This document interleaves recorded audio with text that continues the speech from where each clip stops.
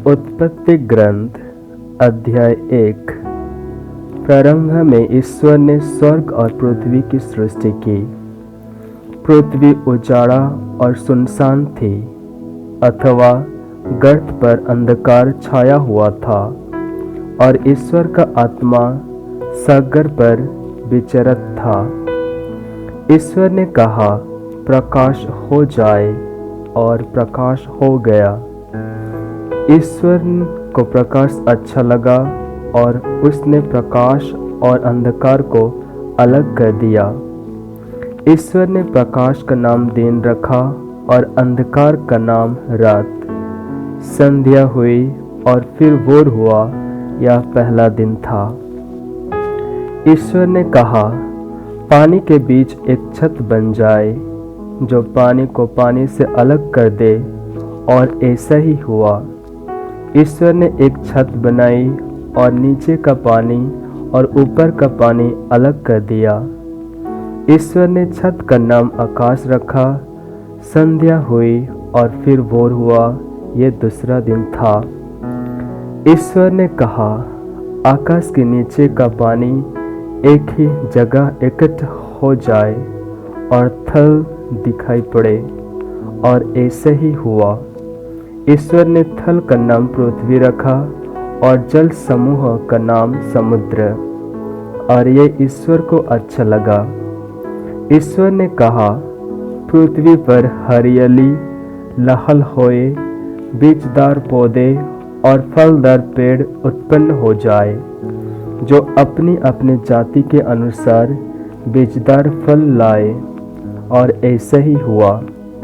पृथ्वी पर हरियाली उगने लगी, अपनी अपनी जाति के अनुसार बीज पौधा करने वाले पौधों और बीजदार फल देने वाले पेड़, और ये ईश्वर को अच्छा लगा। संध्या हुई और फिर से भोर हुआ, ये तीसरा दिन था। ईश्वर ने कहा, दिन और रात को अलग कर देने के लिए आकाश में नक्षत्र हो, उनके सहारे पर्व निर्धारित किए जाए, और दिन तथा वर्ष की गिनती हो। वे पृथ्वी का प्रकाश देने के लिए आकाश में जगमगाते रहे, और ऐसे ही हुआ। ईश्वर ने 2 प्रधान नक्षत्र बनाए, दिन के लिए एक बड़ा और रात के लिए एक छोटा, 7-7 तारे भी। ईश्वर ने इनको आकाश में रख दिया, जिससे वे पृथ्वी को प्रकाश दे, दिन और रात का नियंत्रण करे, और प्रकाश तथा अंधकार को अलग कर दे, और ये ईश्वर को अच्छा लगा। संध्या हुई और फिर भोर हुआ, यह चौथा दिन था। ईश्वर ने कहा, पानी जीव जंतुओं से भर जाए, और आकाश के नीचे पृथ्वी के पक्षी उड़ने लगे। ईश्वर ने मकर और नाना प्रकार की जीव जंतु को सृष्टि की, जो पानी में भर हुए हैं, और उसने नाना प्रकार का पक्षियों की भी सृष्टि की, और यह ईश्वर को अच्छा लगा।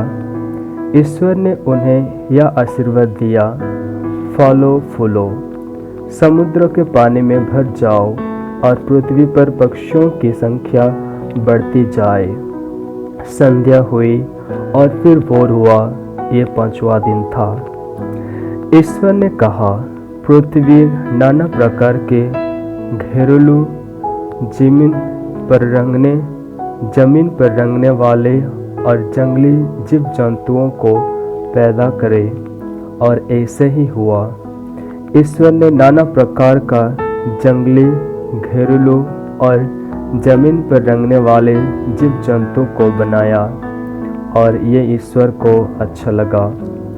ईश्वर ने कहा, हम मनुष्य को अपने प्रतिरूप बनाए, वह हमारे सदृश हो।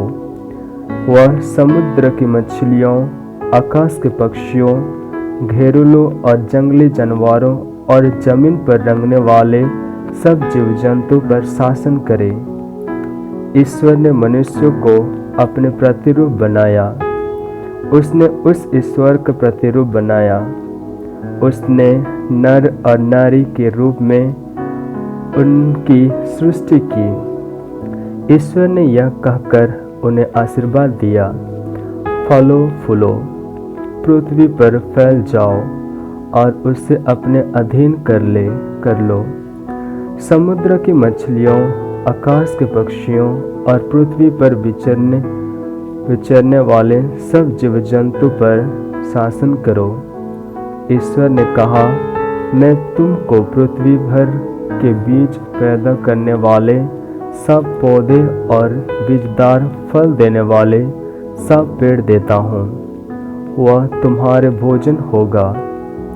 मैं सब जंगली जानवर को, आकाश के सब पक्षियों को, पृथ्वी पर विचरने वाले जीव जंतु को उनके भोजन के लिए पौधे की हरियाली देता हूँ। और ऐसा ही हुआ। ईश्वर ने अपने द्वारा बनाया हुआ सब कुछ देखा और यह उसे अच्छा लगा।